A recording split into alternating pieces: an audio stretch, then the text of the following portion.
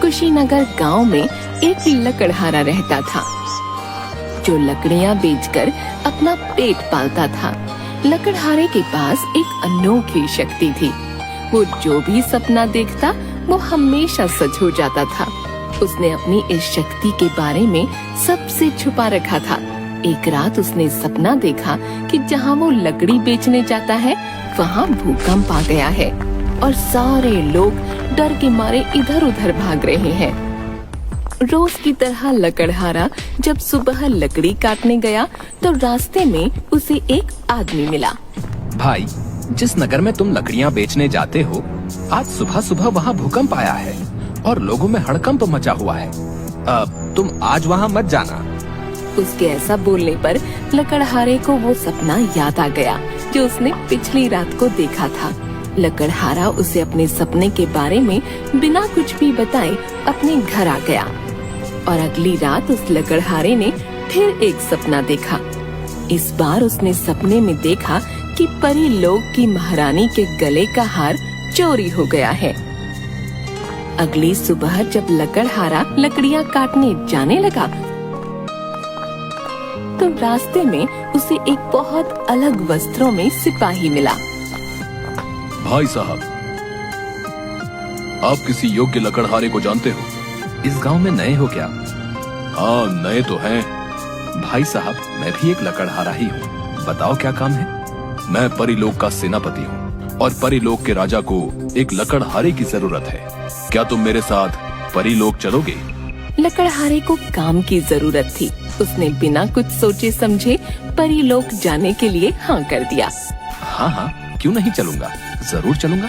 ये सुनकर सेनापति बहुत खुश हुआ और लकड़हारे को अपने साथ ले गया।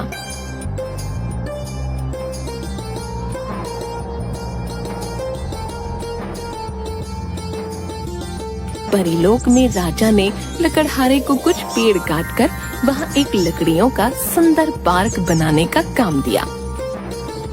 लकड़हारा काम से लौट रहा था तो महल के मुख्य द्वार पर देखा कि महल में शोर हो रहा है।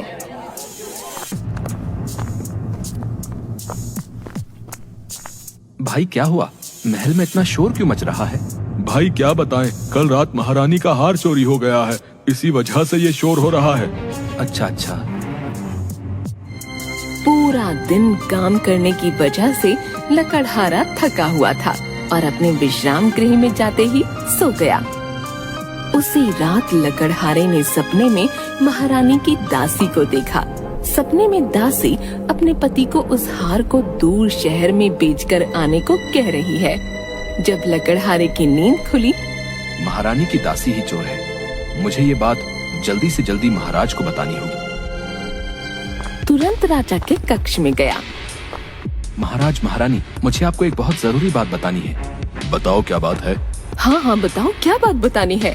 महाराज, मुझे महारानी के हार के बारे में बताना है। हार के बारे में क्या बताना है? क्या तुम जानते हो हार किसके पास है? महारानी, हार आपकी प्रिय दासी ने चुराया है।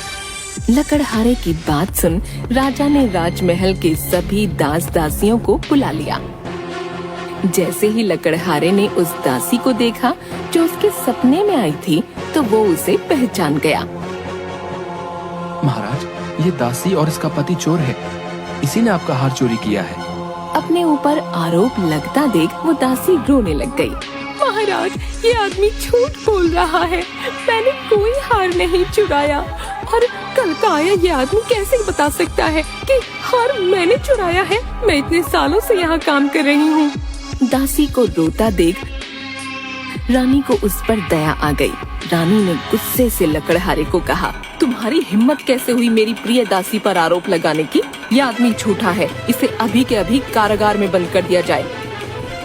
लकड़हारा डर गया और रानी से कहने लगा, महारानी, आपके इसी भरोसे का इस दासी और इसके पति ने गलत फायदा उठाया है। लकड़हारे ने बहुत कहा लेकिन राजा और रानी ने लकड़हारे की बात पर भरोसा न करते हुए उसे कारागार में बंद कर दिया। लकड़हारा अपने साथ अन्याय होता देख खुद से कहने लगा, मैं तो भलाई करने गया था और खुद ही इस कारागार में बंद हो गया। भलाई का तो जमाना ही नहीं रहा। लकड़हारा कारागार में बंद है। तभी उससे मिलने सेनापति आता है। अगर तुम सच्चे हो तो मैं तुम्हारी मदद कर सकता हूँ। सेनापति जी, मैं निर्दोष हूँ, मेरी मदद करो। सेनापति ने उसे परीलोक की देवी के बारे में बताया। तुम परीलोक की देवी को याद करो, वे सिर्फ सच्चे इंसान की मदद करती हैं। अगर तुम सच्चे होगे तो वो जरूर तुम्हारी मदद को आएगी।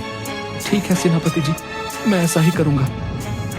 लकड़हारा आंखें बंद करके परी को याद करने लगा। कुछ ही देर में उसके सामने एक सुंदर सी परी काले कपड़े पहने खड़ी थी। परी के हाथ में एक झाड़ू था। तुम कौन हो? तुमने मुझे क्यों याद किया? मैं एक लकड़हारा हूँ और इस वक्त मुसीबत में हूँ देवी, मेरी मदद करें। तुम परेशान मत हो, मैं तुम्हें ये जादुई झाड़ू देती हूँ। बाकी तुम अपना दिमाग लगाओ कि राजा के सामने तुम कैसे असली चोर को पकड़वाओगे। ऐसा कहकर परी गायब हो गई। अब लकड़हारे के पास परी की जादुई झाड़ू थी। ये परी की जादुई झाड़ू ही अब उसकी कुछ मदद कर सकती थी।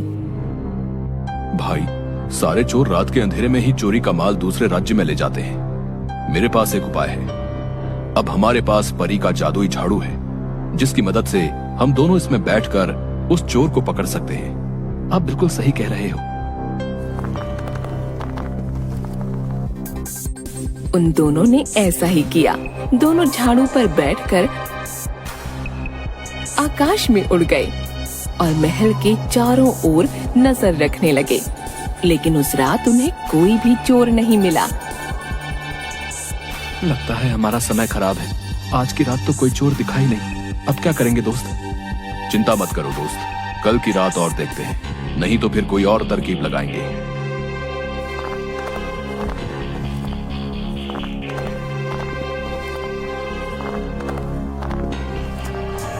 अगली रात को वो दोनों चोर को ढूंढने के लिए फिर से उसी जादुई झाड़ू पर बैठकर उड़ गए।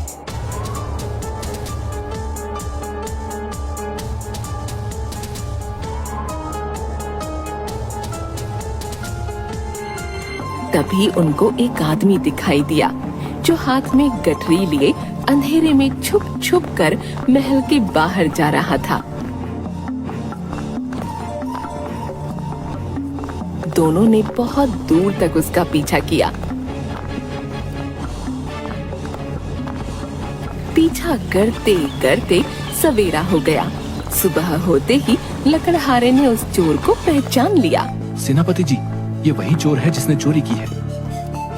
लकड़हारे की बात सुन सेनापति ने उस चोर को दबोच लिया और जादुई झाड़ू पर बैठाकर सीधे राजमहल में पहुंच गया।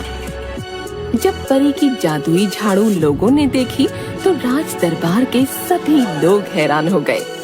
सबको यकीन हो गया कि लकड़हारा सच्चा है, क्योंकि परी की जादुई झाड़ू सिर्फ एक सच्चा इंसान ही प्राप्त कर सकता था।